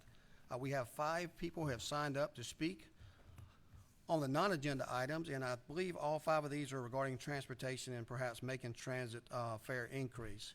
So this time I'm going to call each of those up to the podium. We'll have a second just to move that around and ask you to identify yourself, your name that is, and direct all your comments to the chair. Although we're not Macon Transit Authority, we're here to listen to what you have to say tonight, and try to keep your comments within 5 minutes if you can, and we'll be keeping time here. So this time I'd like to call Ms. Jackie Glover. Ms. Glover here? Ms. Glover, thank you for being here tonight. If you don't mind coming up to the microphone and speak into that microphone, because there's some folks at home that will be listening to you as well. And you have 5 minutes, ma'am. Okay. My name is Jacqueline Glover. I ride paratransit. I'm looking at they are saying that they are raising the fares, and they are saying they are raising the fares on the whole transportation system. But this is one thing that I want to put out here that I need everybody to understand. what effectively is going to happen is that, okay, with the fixed route, they were getting a transfer and they was having to pay 50 cents for the transfer. But what is actually happening now, they're going to pay $175, which includes the $125 they were regularly paying and the 50 cents. And what that does is that's going to give them a transfer with that. So they're going to pay $175 and they're going to get a transfer. Now, they also says that, you know, they can pay another quarter and get an additional transfer. There's no need for an additional transfer because we only have one transfer station in Macon and everything. So that's not even needed. So let me explain to you what is really happening. What is really happening is that they're going up on paratransit because they believe, they put out that if they go up on fixed route, they've got to go up on paratransit, and that is not so. According to the law, you cannot charge us more than double, but you can set it at whatever you want to just so it don't go over that double. But this is the other issue. When they saying they are raising the fixed route is going to pay $175. They're going to get a transfer. But what effectively is happening, we are already paying $250 each way. So what they are doing is they're going to raise $1 on us. So instead of us paying $250 each way, we're going to now be paying $350 each way.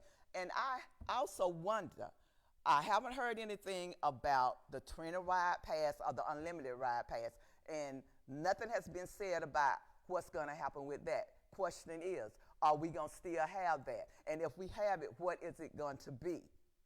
That is the real question. But the real thing is that paratransit is being raised. Now, you look at the people that ride paratransit. We are either senior citizens, disabled. Those are where we are. So what they're doing is they're raising it on us. And a lot of people don't understand that when you look at what they're doing, the fixed route is not really being charged. They're not really being raised. And they did that because they knew if they didn't show that they were charging $175, that they could not go up on paratransit. So they set it at $175 so they could go up on paratransit. We are, I mean, you know, we don't have money like that. We are on fixed incomes. A lot of these people are elderly. You got some that really can't afford it because I'm going to take myself, for instance. I've worked, and I really have worked in everything, but part of it is when my disability hit me, I was an adult woman, and I had to stop working in my field because I could not see to read. So now... 1 minute, just like give you time, okay? Okay. So this is what's happening to a lot of us. We are being set up, and I know that a lot of y'all don't get it because y'all can jump in y'all car and y'all gone just like that. I can't drive. I know you don't want to see me coming down the road behind the wheel of a car. That's all I got to say. That I need somebody to look into this because that does not have to be. Thank you, Ms. Glover. Thomas Hudson. Mr. Hudson, thank you for being here tonight. Good to see you. Thank you for being here tonight. Good to see you again. Good evening, Mayor and Commissioners. Thanks for giving me the opportunity to come before you. This is something that's very dear to my heart. I actually served on the Macon-Bibb County Transit Authority. I was appointed by former Mayor Jim Marshall. I actually served up until part of the record administration. I was actually chair when I was not reappointed, but that's another story. The reason why I'm down here is because I've always advocated and try to look out for people. In many cases, we were not able to look out for themselves. And I'm adamantly opposed to any increase in reference to the fares for the people that we serve. The motto is we move, Macon-Bibb County Transit Authority moves Macon. It should be modified. If we should make sure that Macon-Bibb County Transit Authority is the catalyst that actually move it for everyone, because basically what happened is a lot of people who ride the bus are dependent on that. A lot of time I frequent various restaurants, places throughout Macon, and a lot of those businesses in North Macon. I live in West Macon. It's so unfortunate a lot of time to get the better service. I have to drive on the north side of town. A lot of the jobs are there. I live near the mall. At one time, it was a thriving community, and that was the hub. Everybody was coming to the mall. Now we need to find ways to get people to the jobs and stuff. A lot of people depended on it. I go out to the wellness center, and I've seen the young lady who just spoke. I see out there just about every other day when I go there. And a lot of people depended on public transportation. We are fortunate. We have cars. We can drive pretty much where we choose to. And a lot of people use the public transportation to go to the jobs, buy grocery. Also, you have students who ride the bus too. And therefore, we need to look out for our most precious resources, especially ones who are not fortunate enough to have means of transportation. And I think what we need to do is look at ways that we can augment the cost of running public transportation, because no public transportation system in the United States, public, is in there to make business. It's there to provide service to people who are less fortunate and stuff. And I think the transportation should change now, that we should be an equalizer for equal opportunities for the ones who are less fortunate to have vehicles so they can get around. Because we pay now, a little now, we pay more later. Because when we look at the poverty rate in Macon, which is double that of the national average, if people can't get jobs, they depend on the ones who are working. And a lot of it is coming upon taxpayers. About 52% of the people in Macon own the houses, and we're the one that's paying for indigent care. We pay when people can't afford to have someone to represent them when they go to court. We pay for them to be housed and stuff. And many times we're taxed to death. And if everyone has an opportunity to ride the bus and not having to pay, in fact, it'd be nice if they didn't have to pay at all, because a lot of the funds come from the federal government.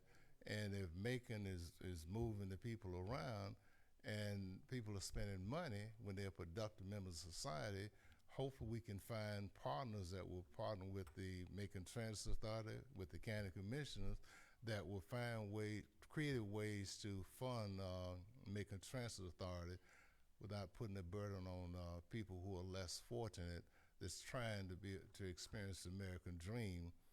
And so that's my request here. I respectfully request you do everything to continue to support public transportation, but not on the back of the ones who are less fortunate and cannot afford to pay for it. Thank you very much. Thank you, Mr. Hudson. Good to see you. Mr. Willie Dumas.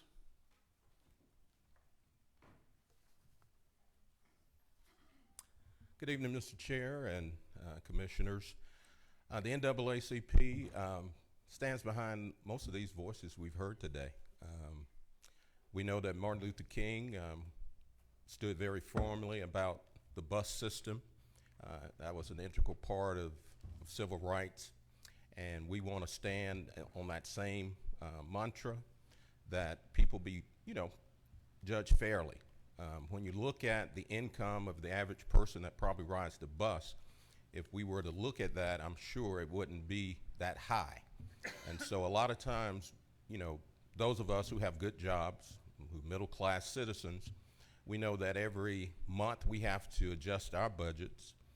Things are going up, gasoline, prices are going up, food's going up, but wages are staying about the same. And so a person who doesn't have a very large income, every dollar counts. And so we stand, behind not increasing anything. We're still in a pandemic, number one, and we don't know what else is going to come that's going to cause people to maybe be out of work, and it'll be even harder for people to get around. And I think the trend, too, across the country into the larger cities is going mostly towards free transit. And so we don't want to be going the opposite direction. I think there are other means of monies federally and locally that can assist in that. And so we stand behind the Transit Authority not increasing any fares. Thank you. Thank you, Mr. Dumas. Thank you for being here tonight. Mr. Wade Horton.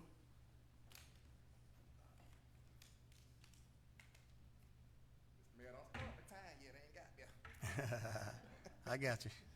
Hello, Mayor and Council. Yes, sir. Commission, I'm sorry, I'm used to it. Jill Scott was just here, and I think she closed her show out by saying, living my life like it's golden. Living my life like it's golden. We want to live our lives like it's golden. And that means different things to different people. For example, I was on a paratransit bus when we went to pick up a lady from dialysis. She had a stroke. She had a cane. So she got there and got a dialysis treatment. So when the bus pulled up to pick her up, she said, I don't have any money. The bus fare was $2.50. Now, some people it's only $2.50, but to others it's $2.50. She didn't have. She was more concerned about getting her dialysis treatment, and then I would figure out the rest, figure out how to get home later. There was an article in the paper that said the cheapest ride in Macon is about to get a little bit more expensive. And it said in that article, and along with videos that you can Google on YouTube, you can Google this article, cheapest ride in Macon is about to get more expensive. Channel 41, 24, 13, they all reported that buses fares were voted on by the Transit Authority and approved. When we get to the meeting on Tuesday, they announced that it has not been approved and that it was a proposal. And I am willing to bet everybody around this horseshoe knew or felt like the bus fares had already been increased. We've been hoodwinked, bamboozled, because we know that it was. Now, why the sudden change? Is it because you got wind that we were coming down? Now, I invited Miss Elaine Lucas on her, well, actually I invited Elaine Lucas and the entire commission on her radio show. And she showed up at the Transit Authority, and I really appreciate that because she realizes that probably 75 to 80% of the bus route or her territory is serviced by bus routes. And I know many of yours are serviced by the buses being in use. At that meeting, I quoted some stuff in that meeting from the cheapest ride in town. It's about to get more expensive. And I was told that I told a lie. I said that the chairman of the board, Mr. Lewis Tompkins, quote, low income, most of our riders are low income and they do not have a car, close quote. I also said, as a rider and as a reader, that sounds like to me that you're saying they low income, they don't have a car, we're gonna raise rates and they're gonna pay it because, as the article say, the cheapest ride in town is about to get a little bit more expensive. I keep saying that because I want you to Google the cheapest ride in town is about to get more expensive and verify. Was I telling the truth? Did I quote? Or did I quote incorrectly? And if you say that I did, I'll stand here and I'll correct myself. Back to the the Transit Authority. They are raising the rates from 125 to 175. It looks like it on its face value. 1 minute. But when you look at it in its totality, they're already paying $1.75 because it's $1.25 for a bus fare, 50 cents for a transfer. Now, my addition say that that's $1.75. And as was stated earlier, they also said if you need an additional transfer, it's only 25 cents. The only problem with that is when you get to the terminal station, there is no more transfers. I don't know where any other place that our buses in Macon, Georgia overlap other than at the Transit Authority or at the terminal station. Now, if there's another place, I need to know about it. So we are asking that you guys support us on this. Mayor, can I have just a little bit? No. I haven't stopped you yet. We're asking that you guys help us, support us on this, because your constituents are the ones that are going to be affected by it. We need to see you guys at the meetings and pleading the case, because I know some of you guys, I know Mr. Tillman, Mr. Watkins, Mr. Jones, Ms. Wynn, Mr. Bronson, Mr. Howard, you guys have people who ride the bus. It goes through your district. Please oppose this. I know that this body doesn't have oversight over them directly, but your voices are huge. Thank you. Thank you, Mr. Horton. Ms. Tisha Bloodworth.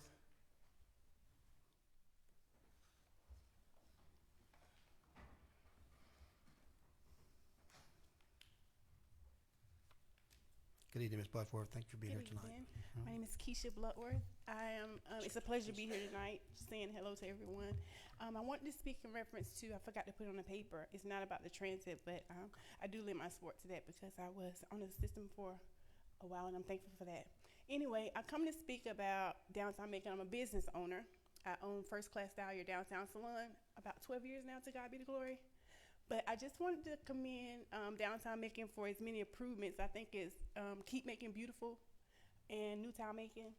They're doing an excellent job trying to keep the streets clean and the new businesses that are coming available, just bringing traffic to the downtown area. And I just wanted to be a citizen to acknowledge that you're doing an awesome job, and I'm very appreciative of that. And I want everybody to pray for the city because it's like a lot of violence going on. But if we come together, maybe we could do something about that. But prayers to that. And that's all. You guys have a beautiful night. Thank you, Ms. Bloodworth. Commissioner Lucas. Okay, thank you. Is this a point of personal privilege? Yes, ma'am. Ms. Mayor? Well, you can do it now. We're also going to executive session, so. Okay, all right. I want to have all those folks who are here in opposition to the proposed fare increase, if you'll raise your hand, please. And you can keep your hand up because you're also registered voters. And also know some folks who this would be a detrimental thing. Thank you. Colleagues, last meeting I stated several important bits of information, one of which is the poverty rate that we have in our community. Another one was that homelessness is just, it's tragic. There are a number of people, 20% have no car, 20% of our population. And whether your district is more affluent than anybody else's, you still have people that's in that 20%. And so I just wanted to say to you that we have an online petition, and we have over 200 people who have signed online. These are completed petitions, paper petitions. We have these others. These are the ones that have been signed. And the signers are folks from Centenary Baptist Church. They're folks from Reverend Robinson's Church, New Pleasant Grove. There are folks from the Bumpus's Church, New Fellowship. There are folks who've signed on this from different sororities, fraternities, and forgive me if I left out names, but NAACP has been working. We just have a lot of people who feel this, who are feeling this, and this is an opportunity for them to say, y'all take a look at what's going on and come down on the side of the folks who don't feel like they have the power to bring about change. And so what we are asking, I am going to put together a packet of information. along with the folks, the copies of the petitions and other documents. One that's very important that shows all of these cities that are going to fare-free systems. And especially with all of the federal monies, and we got 77 million, y'all, in Macon-Bibb County. Been well spent, but we got half of it, the half that we've gotten, but we've still got some more money coming in. These communities are using that money to lift a little of the burden off of their depressed populations, and we should do that as well. Now, I know with all of these fine minds that we can come up with a solution that will take this burden. And believe me, you know, when you go to the doctor and you're worried, you take some tests and you're worried about the diagnosis, you know, you're just so worried.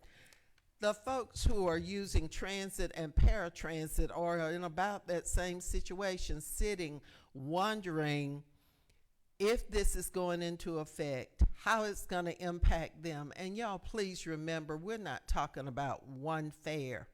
We are talking about every time someone uses the transit system, that increase is added to it. And as someone already said, 125, 175, 250 to 350 might not seem like a lot to us. We have a change in our, well, my car is junky, so I have change in my cigarette because I don't smoke. But we have change. But there are, for a lot of people, they collect that change to pay for their transportation. And I just shudder to think my mother, who died 4 years ago at age 90, was at the nursing home. She had to go to the doctor and she used paratransit. We three daughters, the three hens, were there to see about her and make sure that that $350, it was $350 for us. I don't know how y'all paying $250. $350. We paid that for her. If she had not had us, then who knows what would have happened to her? Would she have made it? Would she have lived 6 years in that nursing care facility had she not had access to getting out of there and getting to the doctor? Y'all think about it, and let's come up with a way to provide what transit authority needs legitimately and relieve this burden from the folks who cannot afford to pay it. And that's all I need to say until next time. Commissioner Bronson, you got something to say? Did you have something to say on this issue, or is this another personal privilege? Personal privilege. Okay. Unrelated. Thank you for Commissioner Lucas for that. Just real quick, two things on the personal privilege. I had the opportunity to go and present at the National Keep America Beautiful Conference in Washington, D.C. in regards to Keep Macon-Bibb Beautiful, on the importance of the elected officials and having that partnership with different organizations in order to keep different communities clean, and focusing on recyclables and so forth. So I just wanted to say it was an honor to be there to present on behalf of Macon-Bibb. Alongside in that piece of it, this past weekend, of course, we had a community-wide cleanup. I do want to give a special shout out to Ms. Aisha Ellen with Keep Macon-Bibb Beautiful, Robert Walker with Parks and Recs, and of course Michael Glistening over at the beautification department. Yeah, we have picked up so much, and as we already know with our communities, there is a lot of things that's happening around our communities, and it's very important that we focus in on the litter and the blighted areas that's throughout. So if you haven't had a chance to ride your area commissioners, please make sure you get out and do so. It's important that we push for recyclables. It's important we push for, to watch out for areas for illegal dumping and so forth. So I just want to push that out because that has a direct correlation with poverty and, of course, mental health. So when our kids are out walking in schools, it's not good at all. So I just wanted to bring it to your attention. I know it's already on you guys' plate, but I just wanted to verbally say that to you all while we're at the horseshoe. The second piece of that is, of course, this upcoming Sunday in regards to pedestrian safety. We have an event being held on Houston Avenue, Open Streets, Houston Avenue. That will be from 1 to 4 o'clock, being led by Bike Walk Macon along Villacrest Avenue and Livermore. We're going to block off Houston Avenue. So we're encouraging family, friends, neighbors, commissioners to come out, bring your skates. I'll be out skating. Virgil will be out riding his skateboard. Bill will be out doing his thing as well. I seen you out there, brother. I know you got moves. All right. But no, seriously, I would encourage everyone that is up on that's listening to the broadcast that's out here, by all means, come out Houston Avenue. This is a great opportunity for us to change the narrative. Okay. Great opportunity for us to change the narrative on what's been taking place in South Macon. Of course, as you know, District 2 runs back and forth across Macon due to the lines, but focus point this week is going to end up being Houston Avenue, and I just want to encourage everyone to come out so we can change the narrative, show our kids that we care, and that everything just does have to belong on one side of town. All right, that's all I have. Thank you so much. Thank you, Mr. Bronson. Commissioner Howell.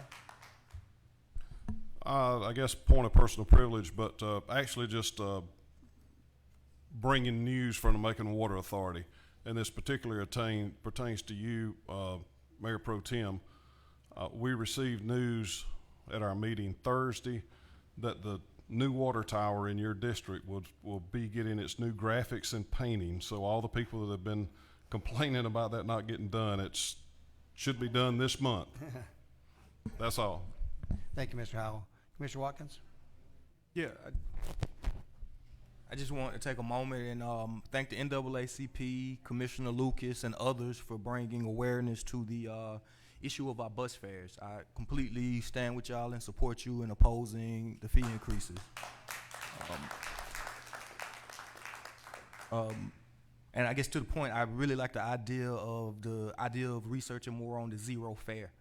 Because when you think about it, like from information that I've just listening, we collect, $1 million on a $6 million budget, with the caveat that, you know, when the city or the county matches, it's matched by the federal government. So if we put up $1 million, the federal government matches us, and that's $2 million to the transit authority, which, if the reason that they're trying to do this is to collect extra funds, that's a better argument than raising the fees.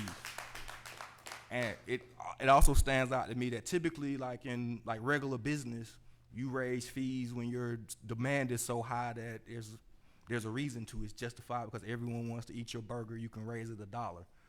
But when I look at the buses, I've never heard of us talk about overcrowding on our buses or there being lines or any of that thing. That most of the time people talk about how empty they look, and to go up on fees when something is already empty means that it's going to get more empty, which defeats the purpose of us providing the service.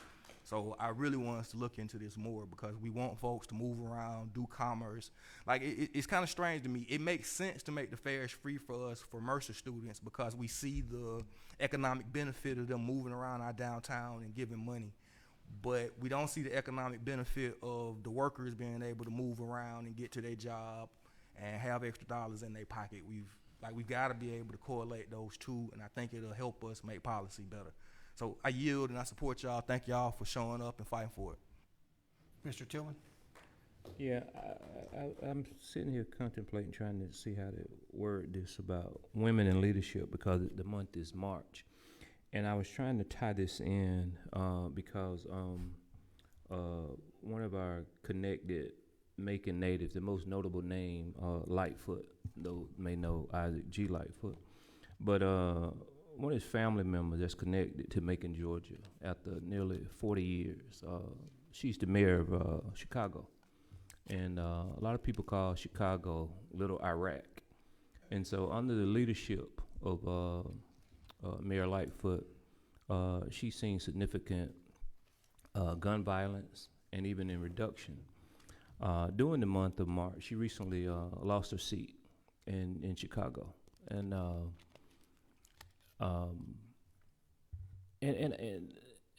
and I'm still struggling how to put the words together because only a mother, only a woman truly understands the loss of a child through gun violence. And for people to look and try to blame that woman or any mother for that point about gun violence, I just don't understand that. And after 40 years, she's the first person to ever lose her seat in a re-election, and she's a woman, and she has some Middle Georgia ties. So I want to encourage women. This month is about Women Month.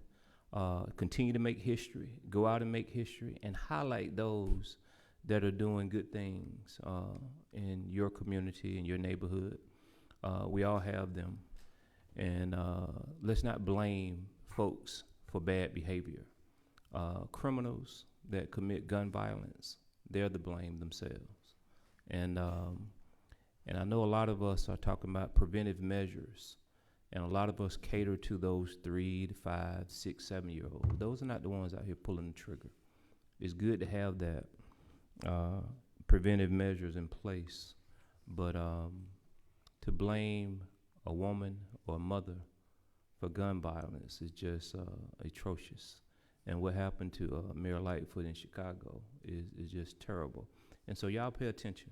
Y'all pay attention, women, and understand and speak up and speak out more because you can really control it, a lot of this stuff with these men that's happening.